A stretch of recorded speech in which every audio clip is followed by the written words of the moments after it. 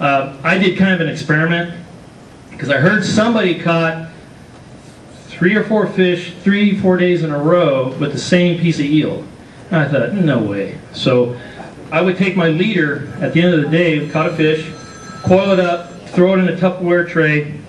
I buy Tupperware, not the dollar trays.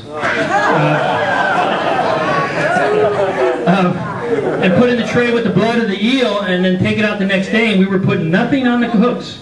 I did that for 3 days straight and hooked 3 sturgeon 3 days in a row. I didn't fish the 4th day, so I don't know if it would have kept going. But that, in my mind, told me that stuff worked, because that was the only thing above the hooks, and the hooks hung there with nothing on it. I put grass shrimp on the hooks now. But eel is a great bait. I mean, if you put grass shrimp and the grass shrimp get blown off or pulled off by a junk fish or something, the eel's still working for you, and it's tough as shoe leather. Anyway, that's my take on it. But I gotta get them in the back. Is there a preference on what type of hook for tomorrow? Is there a preference on what type of hook for tomorrow? Days really don't dictate me personally hook. What I would advise you to do is, after we close here, come and look at all our hook setups. I really don't have the time to everybody talk about their individual hook setups. Just come and talk to us. We'll show you what we use, why we use it, because we all have our own little styles. Again, not to say one's better than the other. It's just whatever you're comfortable with and you like using. Bill. Has the water pushed crab down? I've been fishing from. I haven't really. I fished out of Benicia one time about 3 weeks ago. No crabs. Everything above the Benicia Bridge, all the way up. I haven't seen crabs in a while. There's no crabs at all. Is anybody using mud anymore? Anybody using mud anymore? Well, if I was fishing San Pablo Bay, I'd definitely take mud shrimp. I know there's a lot of fish caught down there. I don't get down to San Pablo Bay. I fished mud shrimp up here in the upper waters where we fish. I know a person, Jeremy, I was going to say, I won't mention any names, but his initials are Jeremy Kingus, was waiting for his buddies to show up, and he went outside the harbor and anchored just to the left of the harbor and threw a mud shrimp out and got a 62-inch sturgeon. But overall, from my experience, mud is not good for the waters I fish. I do better on eel and grass shrimp, but I'm going to pass that around because that's a good question. Up here, keep it basic: grass shrimp, eel, ghost shrimp. I agree with Jay, but I have caught them up here on mud. Mud is actually, it's the San Pablo bait. That's the bait for down there. What are you wearing tomorrow, Bob? Pink thong, rainbow thong.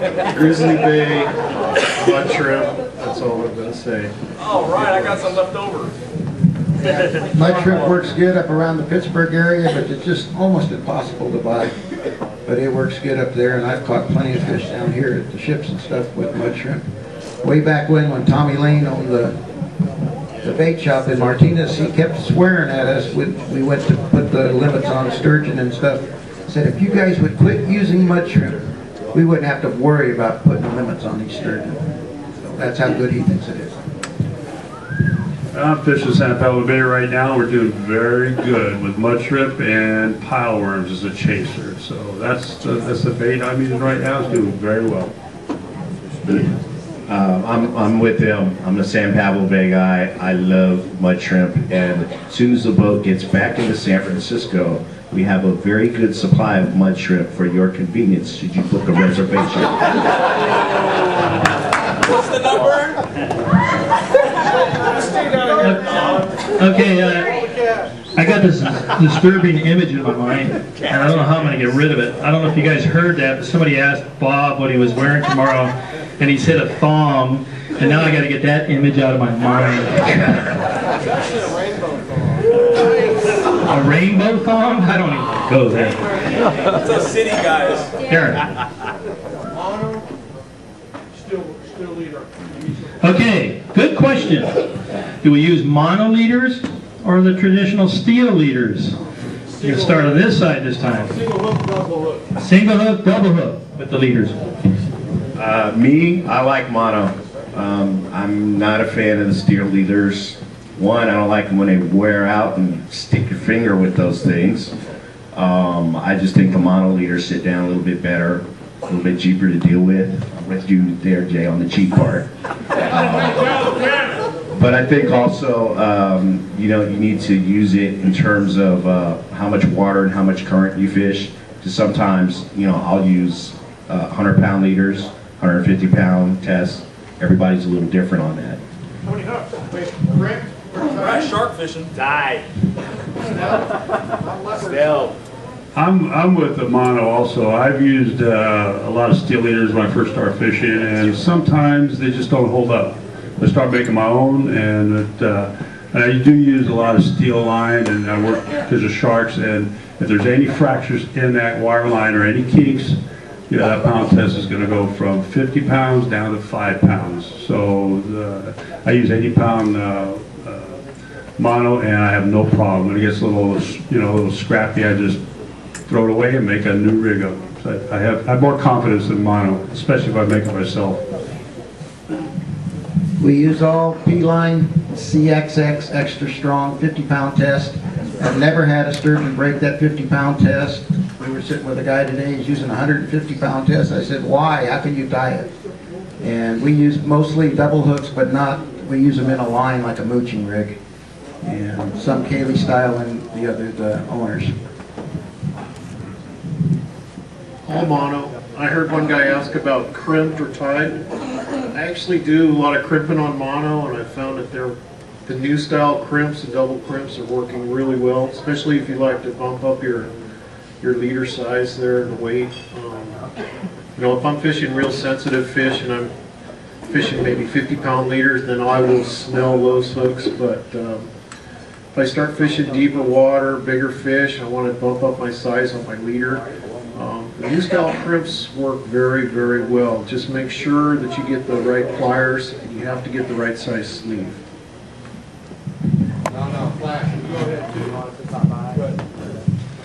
I use mono. It's real important that I use 70-pound test mono. And the reason is because I got 2 giant spools of commercial 70-pound test mono that came with my boat, and I don't know what else to use it for. I started using 100-pound test, but I couldn't get the knot through the center of the eel, so I went down to 70 because I had this, and if I ever have to buy any, I'll probably buy 60-pound test mono. And the reason why I use mono is just for an electrolysis factor that the fish can sense. And I can, if you want to interested in that, I'll tell you the study I read about that. I agree with the rest of the guys, but I use 80-pound mono all the way around. All my hooks are snailed. No matter if it's a 5/0, 6/0, or 7/0, I snail all my hooks, no matter the conditions. I found when a sturgeon's feeding, they really don't care. They're going to eat it. As for lengths of leaders, we really didn't touch on this. Deeper water, a lot of current, 18 inches, 20 inches, keep it short. You go to shallower water, you can lengthen it up. You can use 30-inch leaders because you don't have the current that you do in the deeper water. 80-pound mono, I snell them. It works just fine for me. And the reason why I snell them is because the hook's pulling in line when I set the hook. It's something I picked up on. Well, what Jay said, but I don't think he came. We put a small, in the deeper water, we put a small sinker on the leader itself. Anywhere like 3/8, 5/16 ounce sinker. I use like a torpedo head bass sinker. Some use egg sinkers. They all work. Just keep your bait down in faster moving water. Because if your bait's up in the, you know, off your sinker doing that, sturgeon ain't gonna find it. He's feeding. Your bait needs to be on the bottom. It needs to be sitting there, not moving. I got to make a note here, and I have to get some advice on this, but I agree with Bob. You see me, I got a little egg sinker on there. If you got a long leader and the tide's ripping, you want your leader ripping around like there. You can put a sliding lead egg or bullet sinker on there, but I think you can't go over half inch or half ounce or 5/8. It's half ounce. You can't have a half ounce lead within 18 inches of the hooks. Just so you know, don't go any heavier than that because then it's illegal. But I use them in big currents. I'll use egg sinkers to keep the leader from whipping around.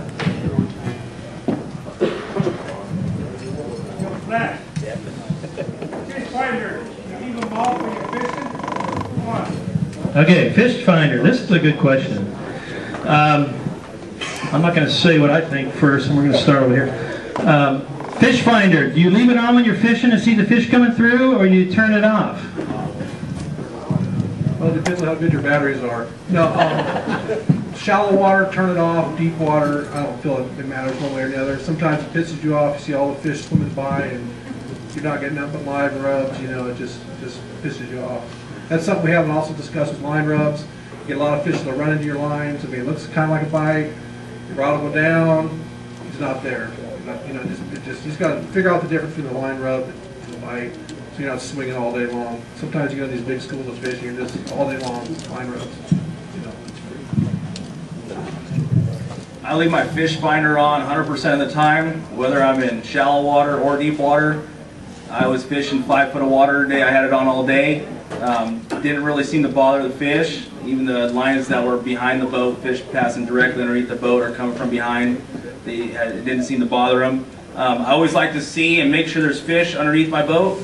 It's a good thing when you're looking for your fish and you line up on what we call a line of fish, and you happen to anchor up and the fish you saw, they don't come down to you. You know this because your fish finder is on, so you're going to have to make an adjustment and get on the where that contour is, that specific current, and move over to where they're at. So I always leave my graph on. I want to know what's going on. I want to see the fish. That's just how I like to work it.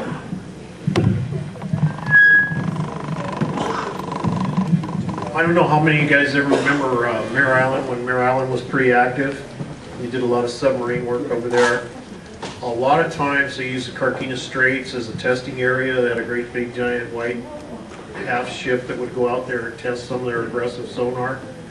You could hear that sonar when it was active. It's a really interesting chirp. It will resonate all the way through your boat. It's hard to describe, but so that's why I turn mine off. If I can hear it, I think the fish can hear it too. Well, I've heard mine on an aluminum boat. I can hear it all the time. I turn mine off. Number one reason is if you see a lot of fish, your customers are sitting back there looking at that same thing and say, what the hell's going on? Why aren't we catching them? Right. I agree with Barry, but when you fish in shallow water, I tell you what, just not the electronics can to spook the fish away from the boat. It could be just the movement or the water hitting a rudder or somebody making noise or pounding on the boat, or you got the radio turned up too high. I'm a firm believer that you got to be quiet. It's just the pressure of the boat in shallow water, I think, is going to move the fish away from the bite. I really do.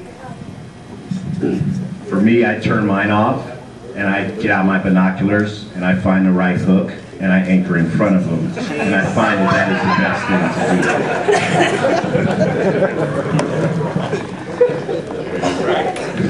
do. I turn mine off because a lot of them beep. You can turn the beeps off and all that, but when you're sitting out there with all your clients and all these fish are going through, and they're looking at me like, what the hell are you doing wrong? All these fish going through, we're not catching any. It is frustrating for me because I personally believe you get on a line of fish, you want as much time in the water as you can get for these fish, get those baits working. You pull up anchor, you move after an hour, you pull up anchor, you move after an hour, you're killing yourself. Most of the time I will sit in the spot for the whole tide, but I turn mine off because it's a little frustrating because I know they're going through and they're just not biting, and that's the nature of the fish. Any other questions? Okay, good. Oh, one more. One hook, two hook, why and when?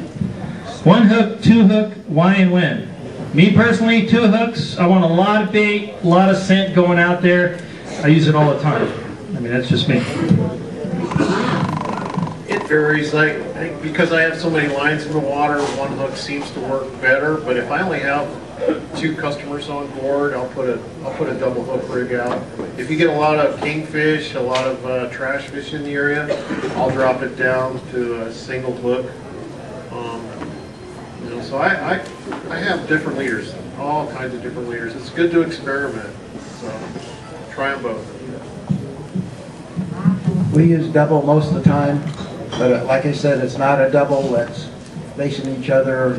It's like a mooching rig with one on top of each other. You feel to get a better shot at it that way.